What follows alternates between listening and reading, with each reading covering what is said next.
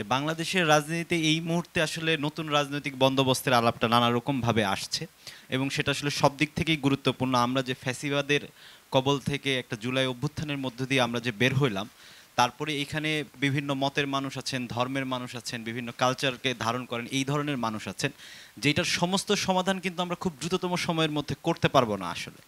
কিন্তু এইটাকে এখানে যদি আমরা একটা গণতান্ত্রিক ব্যবস্থা কায়েম করতে পারি, এখানে যদি একটা মানে যেটা বাংলাদেশে এর পর্যন্ত ছিল না, যে 5 বছর পর পর একটা ইলেকশনও হইতো না, সেই জায়গায় একটা ভয়াবহ সংকট তৈরি করেছিল। ফলে একটা গণতান্ত্রিক প্রক্রিয়া এখানে চালু করা দরকার।